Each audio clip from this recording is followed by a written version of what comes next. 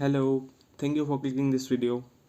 आज की वीडियो में हम सेबी मार्केट से जो भी रहेगा चीज़ें, जो शेयर मार्केट रहती है कहीं ना कहीं उसके साथ जो भी रिलेटेड चीज़ें रहेगी वो पढ़ेंगे। हमने मोस्टली अभी पीछे बैंकिंग वाली सिस्टम जो था वो हमने पढ़ लिया। अब शेयर मार्केट में क्या चीज़ें चलती हैं वो पढ़ेंगे हम लोग। जैसे अभी कल परसों की न्यूज़ में बात हुई है एफपीओ की, ठीक है, अदानी के एफपीओ की, वो पढ़ेंगे। कुछ टाइम पहले इलेक्टोरल बॉन्ड्स न्यूज़ में थे कि इलेक्टोरल बॉन्ड्स क्या होते हैं। जो अलग अलग पॉलिटिकल पार्टीज इलेक्शंस के टाइम पे बैंक्स जो है एसबीआई जो है वहाँ पे होते हैं, वो हम अच्छे से पढ़ेंगे। फिर शॉर्ट टर्म डेप्ट इंस्ट्रूमेंट्स कौन से होते हैं और लॉन्ग टर्म डेप्ट इंस्ट्रूमेंट्स कौन से होते हैं, इक्विटीज़ क्या होते हैं, शेयर्स आपने सुना होगा हर बारी, शेयर सुना होगा, बॉन्ड सुना होगा, वो क्या होता है वो हम अच्छे से पढ़ेंगे, ठीक है। तो ये आज की वीडियो में हम मैक्सिमम टॉपिक इसमें से कवर करने का ट्राई करेंगे और जितना नहीं होंगे कल की वीडियो में उसको फॉलो ऑन करेंगे, ठीक है। तो जुड़े रहिए, पहले टॉपिक को स्टार्ट करते हैं। तो अगर हम बात करें इक्विटी और डेब्ट के बीच में मेन डिफरेंस क्या है और क्या चीज़ें होता क्या एक्चुअली में, एग्जांपल सबसे पहले मैं तौर पे बताऊंगा। जैसे हम इक्विटी की अगर भी कहीं पे भी हम बात करें तो इक्विटी हो जाता है जो कि शेयर्स होते हैं, ठीक है। अभी शेयर्स क्या होते हैं वो भी हम अच्छे से पढ़ेंगे।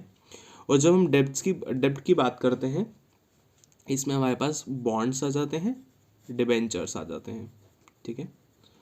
अब जो मेन चीज़ है वो शेयर बॉन्ड्स होते क्या है, ठीक है। सबसे पहले देखो, जब आप कभी भी किसी कंपनी के शेयर बिक रहे होते हैं, ठीक है, स्टार्टिंग में वो अभी हम पढ़ेंगे जब पहले सबसे पहली बार बिक रहे होते हैं, लाइक अभी अभी कंपनी ने निकाले वो शेयर बिक रहे हैं, तो आप वो प्राइमरी मार्केट से खरीदोगे और उसको हम लोग बोलेंगे शेयर सिंपल। और जब वो कंपनी शेयर्स निकालेगी उसको आईपीओ बोलेंगे, वो हम अच्छे से बाद में पढ़ेंगे। फिर उसके बाद अगर वो कंपनी के मैंने खरीद लिया, ठीक है, अब मैंने खरीद लिया, अब मैं वो कहीं जाके आपको बेच देता हूँ, तो जब मैंने आपको बेचे वो सेकेंडरी मार्केट हो गए, ठीक है, कहीं ना कहीं वो सेकेंडरी मार्केट हो गई। पर उसको एफपीओ नहीं बोलेंगे, वो हम बाद में अच्छे से पढ़ेंगे, उस उधर नहीं जाते अभी।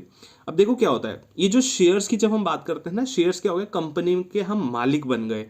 मतलब कंपनी की खुद की अप्रोक्सीमेटली जैसे वैल्यू है, 1,000 रुपये की वैल्यू है कंपनी की, ठीक है, 1,000 रुपये की वैल्यू है।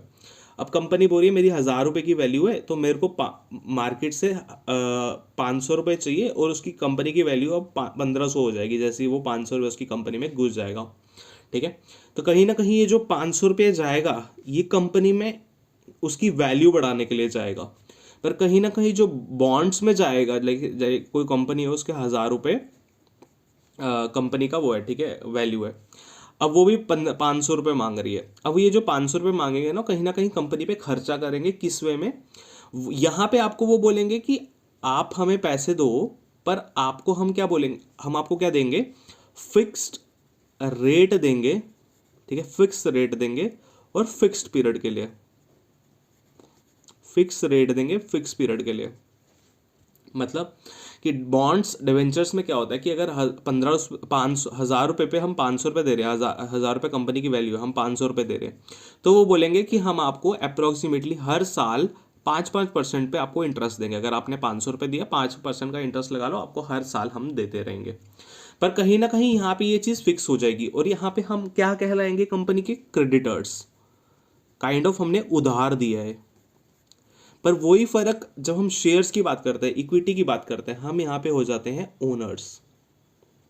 जैसे आपने देखा होगा एक ड्रामा चल रहा है, मेरे को नाम याद नहीं आ रहा उसका, वो अश्विनी ग्रोवर है जिसमें, तो उसमें होता है ना इक्विटी, इक्विटी की बात करते हैं। इक्विटी क्या होती है, ओनरशिप ले लेते हैं, वो जो जो भी बंदा वहाँ पे कंपनी के लिए बेचने आया था उसकी जो है कंपनी में वो इक्विटी ले लेते हैं। उसका मतलब हो जाता है वो ओनरशिप ले लेते हैं। परसेंटेज वाइज बात करते हैं, वो 1%, 2%, तो उतनी परसेंट की जो कहीं ना कहीं कंपनी की जो पूरी चीज़ें होंगी, मतलब पूरा अगर कहीं फ्यूचर में जाके उस कंपनी की नीलामी होती है, लाइक, ठीक है, तो जब नीलामी होगी उसका अगर 100 रुपये आ रहे हैं, तो अगर 1% उस बंदे की इक्विटी है तो मतलब उसका ओनरशिप है, उसको 1% मिलेगा। पर अगर डेप्ट, अगर हम बॉन्ड्स या डिबेंचर्स की बात करते हैं, अगर यहाँ नीलामी होती है, यहाँ पे कुछ नहीं मिलता है, ठीक है। पर कुछ नहीं मिलता है उसका मैं दूसरे वे में समझाता हूँ कि कुछ ना मिलते का मतलब क्या है, ठीक है। सबसे पहले जब हम इक्विटी की बात करते हैं, अब आप बोलोगे कि लोग फिर शेयर्स क्यों खरीदते हैं, क्योंकि यहाँ तो लोग ओनर्स बन जाते हैं ना। अब पर आप बोलोगे फिर नहीं, यहाँ तो फिक्स रेट मिलता है, फिक्स पीरियड पे मिलता है, अच्छा खासा इंटरेस्ट मिल रहा है टाइम टू टाइम। शेयर्स में क्या फ़र्क है, शेयर्स में ये फ़र्क है कि यहाँ पे अगर मुनाफा 100 रुपये पे अगर यहाँ पे 100 रुपये पे 5 रुपये मुनाफा हो रहा है तो इन्होंने फिर भी 5% देना है, ठीक है। पर अगर 100 रुपये पे 500 रुपये मुनाफा हो रहा है तब भी उन्होंने 5% देना है। पर वही दूसरी तरफ इक्विटी में अगर तो 100 रुपये पे 5 रुपये मुनाफा हो रहा है तो शायद आपको कुछ ना मिले, पर अगर 100 रुपये पे 500 रुपये का फायदा हो रहा है तो क्या पता आपको 200 रुपये मिल जाए। सो this is the difference between the डेब्ट एंड इक्विटी।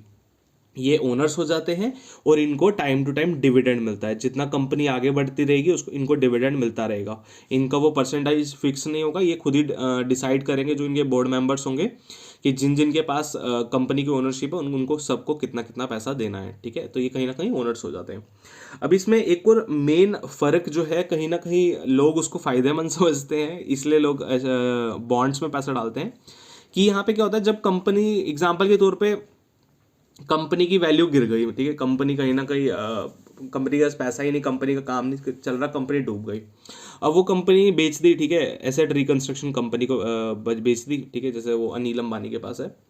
तो उसको जब एसेट रिकंस्ट्रक्शन कंपनी को जब बेच दी, उसमें से ARC को जब बेच दी, उसने क्या दिया, उसे 100 रुपये वापस दे दिए कंपनी के। अब ये कंपनी के 100 रुपये आए। अब एक कंपनी ए है, ए नाम की एक कंपनी है, ठीक है, उसको 100 रुपये मिल गए एसेट रिकंस्ट्रक्शन कंपनी से। अब ये जो 100 रुपये है, अब आप बोलोगे कि कुछ लोग 10 लोगों के पास इक्विटी है और 10 लोगों के पास बॉन्ड्स पड़े हैं, तो आप बोलोगे ये 100 रुपये में से सबसे पहला पैसा किसको मिलेगा? सबसे पहले तो इसी को मिलेगा। किसको? बॉन्ड वाले को। यही लोगों को फ़ायदा होता है जो लोग सोचते हैं कि अगर रिस्क कभी पड़ गया फ्यूचर में जाके, तो इसलिए लोग बॉन्ड में पैसा डालना ज़्यादा ज़रूरी समझते हैं। क्योंकि ये 100 रुपये है ना, सबसे पहले ये जो इनका फिक्स रेट हुआ होगा ना, लाइक इन्होंने अगर 10 रुपये दिए होंगे, इनको सबसे पहले वो 10 रुपये वापस मिलेंगे, ठीक है। फिर उसके बाद जो बचा खुचा होगा फिर जाके कहीं ना कहीं शेयर्स को एंड में जो शेयर वाले ओनर्स होंगे ना, उनको एंड में जाके वो पैसे उनके वापस मिलेंगे। तो कहीं ना कहीं जब भी नीलामी वगैरह होगी, जब भी क्लेम होता है लिक्विडेशन के टाइम पे, सबसे पहले डेप्ट वालों को मिलते हैं और लास्ट में जाके इक्विटी वालों को मिलते हैं पैसे, क्योंकि ये ओनर्स होते हैं। अब ऐसा तो नहीं ना ओनर्स, क्योंकि कहीं ना कहीं ओनर्स को एंड में इसलिए मिलते हैं कि एक किस्म का ट्रस्ट भी बना रहे, कि कोई भी ओनर है वो ऐसा तो चाहेगा नहीं कि उसकी कंपनी लिक्विडेट हो जाए, क्योंकि क्या पता लिक्विडेशन होने की वजह से उनको 100 रुपये वापस आ रहा है बट उनकी एक्चुअल में ऐसी वैल्यू होगी नहीं, तो वो बॉन्ड्स वालों को जब पैसा वापस दे रहे हैं क्या पता उनके पास बचे ही नहीं, तो कहीं ना कहीं फ्रॉड होना इसकी वजह से थोड़े से कम हो जाते हैं। So this is the main difference between the equity and डेप्ट। तो इक्विटी आपके दिमाग में आएगा शेयर्स, याद रखना, वो जो अश्विनी ग्रोवर वाला है सीरियल जो भी है वो, तो वहाँ पे ये चलता है। और डेब्ट की बात करें तो बॉन्ड और डिबेंचर्स की बात आ जाती है, ठीक है, इतना क्लियर है। सो मूव ऑन करते हैं नेक्स्ट टॉपिक पे। तो अभी हम बात करेंगे next topic, that is electoral bonds क्या होते हैं। सबसे पहले इसको दिमाग में अगर आप ये चीज़ पढ़ोगे तो आपको एकदम से दिमाग में स्ट्राइक होगा इलेक्टोरल बॉन्ड्स क्या होते हैं, इलेक्शंस के टाइम पे निकलते होंगे, ठीक है। अब ये इलेक्टोरल बॉन्ड्स अब आप बोलोगे बहुत पुराने, नहीं, 2017 में ही इनका इंट्रोडक्शन किया गया है और डिपार्टमेंट ऑफ इकोनॉमिक अफेयर्स है जो उन्होंने इनको कहीं ना कहीं पब्लिक किया था, जो कि फाइनेंस मिनिस्ट्री के अंडर आते हैं, ठीक है। और एक चीज़ में मेन चीज़ आपको याद रखनी है, सबसे पहले ये जो है ये SBI में ही हो सकता है, only SBI, state bank of India. और इसमें मल्टीपल्स होने चाहिए, किसके? 1000 के मल्टीपल्स में आप निकाल सकते हो, 1000, ठीक है, 10,000, 1 लाख, 10 लाख, 10 करोड़, तो इस फॉर्म में ही आप दे सकते हो। मिनिमम 1000 रुपये दिया हुआ है, तो इस तरह के आप इलेक्टोरल बॉन्ड्स खरीद सकते हो। अब देखो होता क्या है, सबसे पहले आपने ये इलेक्टोरल बॉन्ड खरीदा, ठीक है, आप गए SBI, आपने सब डिटेल्स वगैरह जो भी भरनी है वो आपने वहाँ जाके भरी। फिर उसके बाद वो आप उसको बोलोगे मेरे को 1000 रुपये का इलेक्टोरल बॉन्ड लेना है, तो आप इलेक्टोरल बॉन्ड लोगे वो, ठीक है। जब आपने वो 1000 रुपये अपने अकाउंट से काट लिया, वो कुछ आपको ऐसा पेपर टाइप का दे देगा, ठीक है, ये पेपर टाइप का दे देगा। तो वो इलेक्टोरल बॉन्ड लेके आप कहाँ जाओगे, अपनी जो भी आपकी पॉलिटिकल, उसमें ना नाम वगैरह नहीं लिखा होगा, आपका नाम नहीं लिखा होगा कि ये A नाम का बंदा है, अजय नाम का इंसान है, तो इसके ये इलेक्टोरल बॉन्ड है, इसने आपको दिया है, उस पर लिखा नहीं होगा। हाँ, अगर बंदा लेके खुद जा रहा है जिसने वो इलेक्टोरल बॉन्ड बनाया, तो आगे वाले को पता चल जाएगा कि उसने भेजा है। पर कहीं ना कहीं नाम इसलिए नहीं लिखा है कि कहीं ना कहीं अगर ऐसा हो जाए कि कोई अलग थ्रू से, मतलब कोई दूसरी पॉलिटिकल पार्टी का पहली ओपोजिशन वाले को पैसा दे रहा है, वो सबसे बचने के लिए वैसा कुछ सिस्टम हो ना, तो इसलिए कहीं ना कहीं इसमें ये होता है कि इलेक्टोरल बॉन्ड पे बंदे का नाम नहीं लिखा होता, सिंपल अमाउंट लिखा होता है, और ठीक है, और कुछ डेट वेट रहती है, वो भी हम पढ़ेंगे, उसकी कितनी टोटल वैलिडिटी रहती है वो भी हम अच्छे से पढ़ेंगे। तो ये आपको हल्का सा समझ आ गया होगा क्या होता है। SBI में जाना है, SBI में जाके हम बोलेंगे कि 1000 या 10,000 या 1 लाख का बॉन्ड बना के दे दो, हम उनको ये जितने भी पैसे हैं वो उनको देंगे, वो हमें बॉन्ड देंगे, उसमें नाम वाम कुछ नहीं लिखा होगा, पैसा लिखा होगा। वो बॉन्ड हम पॉलिटिकल पार्टी को देंगे, बीजेपी, कांग्रेस, आप किसी को भी देंगे। वो पॉलिटिकल पार्टी जाके अपने बैंक अकाउंट, जो उनका बैंक अकाउंट एसबीआई में होगा उस पॉलिटिकल पार्टी का, वो वहाँ पे जाके वो बॉन्ड सबमिट कराएंगे, वो पैसे उनके अकाउंट में आ जाएंगे। ठीक है, इस तरह से सिस्टम चलता है। ठीक है, अगर हम बात करें कि ये कब खुलते हैं, अब आप बोलोगे कि मेरे को भी जो है इलेक्टोरल बॉन्ड्स खरीदने हैं, तो खुलते कब है? देखो, जब भी ईच क्वार्टर जब स्टार्ट होता है, लाइक जनवरी का स्टार्टिंग होता है, अप्रैल का स्टार्टिंग होता है, क्वार्टर तो पता है ना, 3 3 महीने, फिर अप्रैल के बाद जुलाई होता है, फिर अक्टूबर होता है, तो हर एक जब भी नया नया क्वार्टर स्टार्ट होता है तो स्टार्टिंग के 10 दिन के लिए खुलता है। ठीक है, तो अभी जैसे जनवरी चल रहा है, तो अभी स्टार्टिंग जनवरी के 10 दिन चला था ये। उसके बाद अब ये नेक्स्ट कब चलेगा?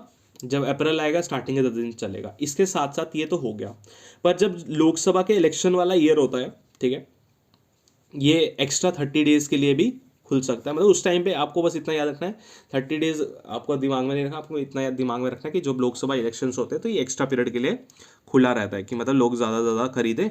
ठीक है, अब इसको कौन खरीद सकता है? कोई भी इंडियन सिटीजन खरीद सकता है। ठीक है, या कोई भी कंपनी खरीद सकती है जो कि इंडिया में रजिस्टर है। तरीका क्या होगा मैंने आपको बता दिया, आपको बैंक में जाना है, ये वो सब सिस्टम करना है, हो जाएगा। ठीक है, अब इलेक्टोरल बॉन्ड्स हम उसी पॉलिटिकल पार्टी को दे सकते हैं जो कि रजिस्टर होगी। किसमें रजिस्टर होगी? Representation of the people act जो है 1956 का, पता होगा आपको। ठीक है, उस एक्ट के अंडर जो भी पॉलिटिकल पार्टीज हैं हमारे कंट्री में, ठीक है, जो भी रिकॉग्नाइज्ड पॉलिटिकल पार्टीज है वो इसमें जो है उन्होंने रजिस्टर करा हुआ है। और इसमें एक तो ये आ गया कि representation of the people act 1956 में जो रजिस्टर हो गए, उसके साथ साथ जो भी लास्ट लोकसभा इलेक्शंस रहे होंगे, उसमें एटलीस्ट 1% से ज़्यादा उनके पास वोट आए हो, वही जो है पार्टी कहीं ना कहीं इलेक्टोरल बॉन्ड्स ले सकती है। अब ऐसा नहीं होगा कि किसी ने नई नई पॉलिटिकल पार्टी बना ली उसके बाद उसने इलेक्टोरल बॉन्ड्स लेने स्टार्ट कर दी, ऐसा कुछ नहीं होगा। तो ये सिस्टम रहेगा। और जब हम बात करें इसकी वैलिडिटी की, जैसे मैंने थोड़ी देर पहले बात करा कि हम इसकी वैलिडिटी की बात करेंगे, इसकी वैलिडिटी रहती है 15 दिन। मतलब जैसे आपने 1 जन को लिए, ठीक है, आपने 15 जन तक इसको जो है आपने पॉलिटिकल पार्टी को 15 जन से पहले पहले पॉलिटिकल पार्टी को देना, और उसने 15 जन से पहले पहले अपने बैंक में जाके इसको जमा करवाना है। ठीक है, अगर बायर डोनेट कर देता है विद इन दैट टाइम, अगर बायर डोनेट कर देता है, वो एसबीआई बैंक अकाउंट में जाएगा। और एक और चीज़, इस पे इंटरेस्ट नहीं मिलता है। ठीक है, ना ही 15 दिन, आप बोलोगे कि 15 दिन का इंटरेस्ट भी मिलेगा, हालांकि क्योंकि उसने लाइक एग्जाम्पल के तौर पे 1 जून को गया वो बैंक, 1 जून को बैंक गया, कहीं ना कहीं उसका इंटरेस्ट बंद हो गया। जैसे 1 लाख करोड़ रुपए का दे रहा है, ठीक है, तो 1 लाख का दे रहा है, तो 1 जून को तो उसने 1 लाख का बॉन्ड निकाल दिया, तो इसका इंटरेस्ट कहीं ना कहीं बंद हो गया। क्योंकि अगर ये 1 लाख रुपए उसके अकाउंट में होता तो कहीं ना कहीं वो 1 लाख को उसको इंटरेस्ट आता, पर 1 जन को उसने बॉन्ड बना लिया, तब उसको इंटरेस्ट नहीं पड़ेगा अगर 15 जून को वो पॉलिटिकल पार्टी अपने बैंक अकाउंट में डाल रही है। ठीक है, इतना क्लियर है? ओके, अब जब ये कहीं ना कहीं नया नया आया था तो बहुत सारा मतलब पॉलिटिकल पार्टीज जो कि अपोजिशन है उन्होंने बोला ये ऐसा सिस्टम क्यों लाया, पर कहीं ना कहीं इसका बहुत सारी चीज़ों में फ़ायदा हो जाता है। जैसे हम कहीं ना कहीं इसकी बात करें जाए, एक और पहले सबसे पहले एक चीज़ बता देता हूँ मैं आपको, ये जो बॉन्ड्स रहेंगे इलेक्टोरल बॉन्ड, ये हम थर्ड पार्टी को सेल नहीं कर सकते। थर्ड पार्टी को सेल करने का मतलब होता है कि पॉलिटिकल पार्टी बोलेगी हाँ हम पॉलिटिकल पार्टी नहीं किसी और को दे देता हूँ, तो वो अपने बैंक अकाउंट में ये लेके जाएगा एसबीआई के पास और बोलेगा मेरे अकाउंट में डाल दो। पर ऐसा कुछ नहीं है, सिंपल पॉलिटिकल पार्टीज के पास ये रहेगा। और ये इसको प्लेज भी नहीं कर सकते अगर लोन लेना हो। लाइक कोई पॉलिटिकल पार्टी चले जाए किसी बैंक के पास और बोले ये मैं आपको देता हूँ गिरवी के तौर पे, ये बॉन्ड आपको गिरवी के तौर पे देता हूँ तो आप मेरे को 1 लाख का लोन दे दो, ऐसा प्लेज भी नहीं कर सकता। कहीं ना कहीं ये सबसे बेस्ट चीज़ इसकी है कि ये फिजिकल करेंसी के फॉर्म में नहीं है, पेपर की फॉर्म में। पेपर की फॉर्म में इन द सेंस कि एक कागज़ है, कागज़ पे लिखा हुआ है। उससे क्या होगा कि कहीं ना कहीं ट्रांसपेरेंसी बनती रहेगी। ट्रांसपेरेंसी इस टाइप की कि पॉलिटिकल पार्टीज़ को अगर पैसा आ भी रहा है तो जो भी हमारा आरबीआई रहेगा, जो भी हमारा बैंकिंग इंस्टीट्यूशन रहेगा, जो भी हमारी एजेंसीज रहेंगी, उन सबको पता है कि पैसा कहाँ से स्टार्ट हुआ, कौन से बंदे ने किसके अकाउंट में डलवाया, वो सिस्टम सारा पता चल जाता है इसमें। ठीक है, और कहीं ना कहीं एक किस्म का इंटरेस्ट फ्री होता है, तो बैंक के ऊपर कुछ इसका कोई मेन जो है नुकसान होता नहीं है, तो वो भी ज़्यादा इस पर ध्यान देते नहीं है। ठीक है, सो this is little bit about the electoral bonds. Hope so आपको ये समझ आ गया होगा। ठीक है, सो वीडियो को ज़्यादा लंबा नहीं रखते हुए इधर ही ख़त्म करते हैं। सो जो भी लेफ्ट ओवर टॉपिक्स रह गए हैं हमारे IPO FPO ICO जो भी है वो कल हम क्लियर कर लेंगे, ठीक है। So till then goodbye. और पुरानी वीडियोस जो भी रहेंगी वो आप देख लेना एक बार, ठीक है, क्योंकि आप एक वे में पढ़ोगे, पहले फर्स्ट वीडियो, पहले फिर सेकंड, फिर थर्ड, इस तरह से आपको पूरा जो है कहीं ना कहीं समझ आ जाएगा। और बस इतना ही, मिलते हैं फिर कल की वीडियो में। Thank you.